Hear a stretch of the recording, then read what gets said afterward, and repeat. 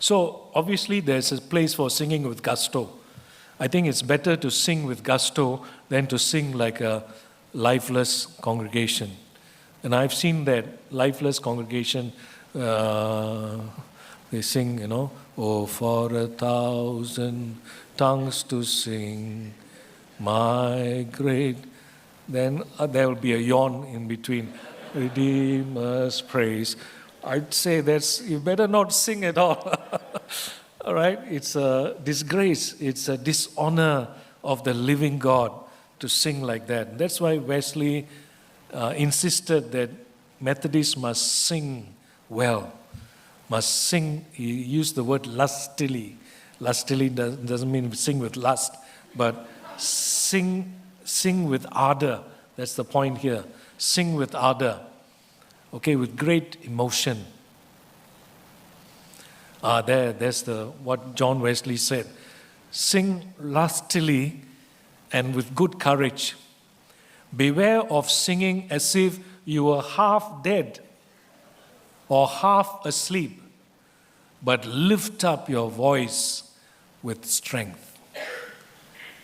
We need to show that we actually mean what we sing, right? That we really worship and love our Lord. If there's any non-Christian visitor, the way we sing actually says what we think about our God. So I think that's why Wesley insisted that we should sing with all our hearts and sing well. Well, even if you're out of tune, doesn't matter. I think it's better to sing out of tune than to sing half asleep, right? I think God still understands. His ears can just harmonize everything, right? I think we are all imperfect people anyway. Now I come to this important point about singing with order. Ardor is one thing, the spirit. Singing with order has to do with singing in an orderly way with the mind involved. So singing with order means singing with understanding, right? That means we must understand what we sing, not just because we like the tune or because it's repetitive. We must understand what we sing. So Paul in that text uses phrases like intelligible words, understand.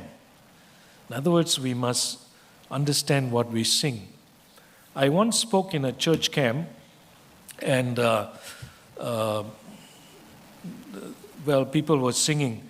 You know how church camps go. So there's time of singing before the sermon. They were singing. One of the songs they sang was this quite a popular song. It goes something like this. I haven't heard that song for a while, so I'm trying to remember the line. My will is enthroned in your love. Do you know that line? What's the title of the song? Right, it was written by a couple, well-meaning, I think, but I read that it was written in the middle of the night, 3 a.m. And so that line became a problem. People picked it up. How can my will be enthroned in his love? So people corrected. The next attempt was, my will is enthralled in your love. Okay? But even then, it's not quite satisfactory. So the point is this: my will cannot be on the throne. His will is on the throne, not my will. That's very bad theology, very bad doctrine. So I think that line has been corrected in many places, so they sing differently, that line. And I think the couple also realized maybe, when you're half asleep, you write a song, you can make mistakes like that. So in the sermon, before I started, I said, "Do you know what you sang?" And I said, "You sang, 'My will is enthroned in your love.' Is there something wrong with that line?" Then they all looked puzzled. "You mean we sang that?" And I told the projectionist, "Can you flash that slide, please?"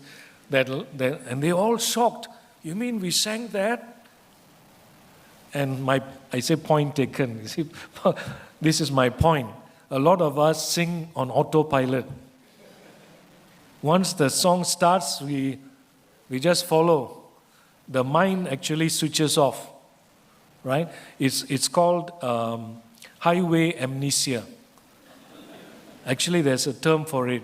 When you drive on a regular route, right, you may find yourself suddenly arrive at home, and then you say, "How did I pass through all those lights?"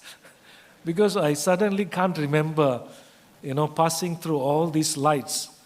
So the point is, you're doing something so regular, you don't need your mind. It's on autopilot. Okay, so it's possible that in church, when we sing our songs, we can go into autopilot. I mean, catch yourself tomorrow. You sing a song, let's say 4 verses. You start singing joyfully. By the time you reach 3rd verse, you don't even know what you sang in the first 2 verses. Have you caught yourself doing that? Because you are daydreaming, right? Your mind is not paying attention to the words. You're just lost in that music, and your mind is not paying attention to what you're actually singing. So I told this congregation, you see what happens in church. We just sing on autopilot.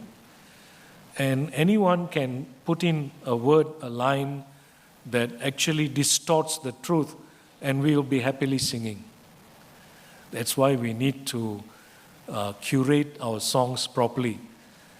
We should select our songs properly so that the church is edified, not confused by the songs that we sing. Okay, so I got lots of other stories about songs, but better not take up too much time. But let me just proceed. Question: what if a singer performs a song in church and the congregation does not understand it?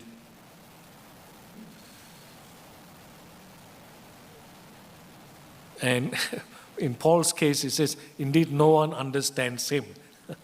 Okay, but in the context of a prophecy and so on. I once went to a Methodist church where the worship leader put himself on a chair like this with a guitar, lights brought down, and he said, "I feel like I'm in a nightclub."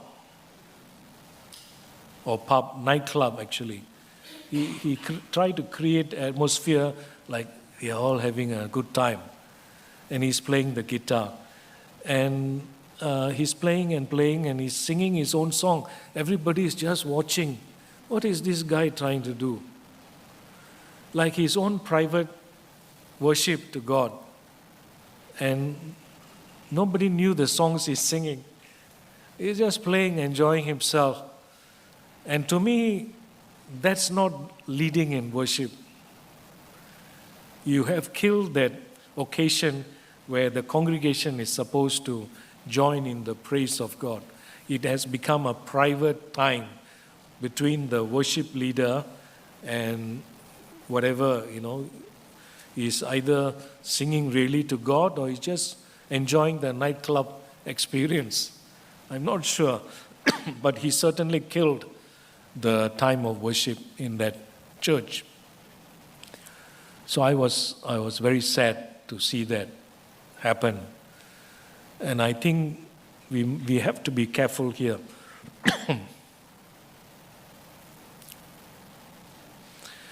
This is the point I made just now by using that example, a congregation singing a song but does not understand what they had just sang. There's there's another song, and this is a lot of people's favorite song. So I'm always very careful not to step on people's toes. Okay, but I take a risk. And the song is Above All. You know that song? Above all heavens, above all earth, and so on, right? It's actually a very nice song. The words are very meaningful. And the problem is at the end of the song. At the end of the song, it becomes a bit romantic, like a rose. What does it say? Like a rose trampled on the ground. Okay, I know it's nice sentiment, but very romantic. But what Jesus did was far more than a rose stepped on the ground, right? So anyhow, okay, let it pass. When you took the fall, you thought of me. Problem. Because if I understand Jesus from the Gospels, when he took the fall, who is first in his mind? His Father. He always keeps talking about my Father who sent me. My food is to do the will of him who sent me and to finish his work. I do only what the Father does. I speak only what the Father says. So he's always talking about the Father. When he took the fall, I think it's more accurate to say he thought of the Father. Because he was sent on a mission in obedience. And he's the one who said, it is finished. He's not saying it to us. He's saying it first and foremost to the Father. It is finished, Father. So, I think that's a problem.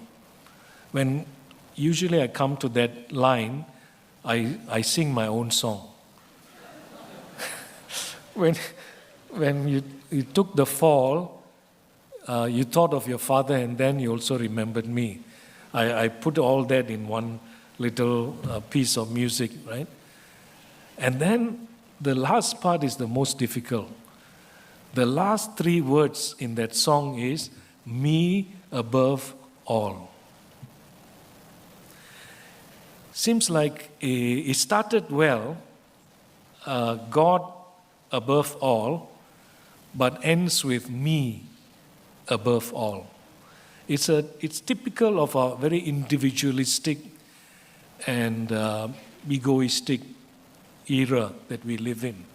So it's me above all at the end of the day, which is theologically unsound.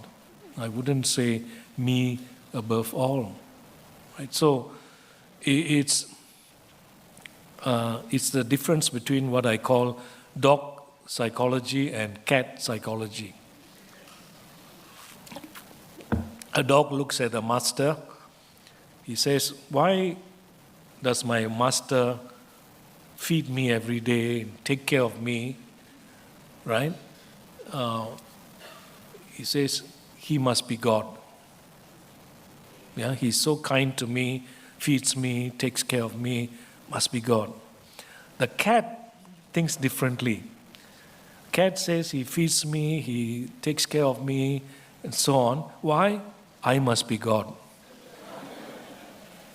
So I sometimes say this song is like, starts with like a dog's bark and ends with a cat's meow. That's the problem I have personally with this song. So if this song is to be redeemed, it's a good song, by the way. Everything else is very nice. The music is good, the words are good, but it's spoiled by the ending. So it can be redeemed by changing the lines a little bit and still be sung in that sense. So the point is to understand what you're singing and to know what you're singing.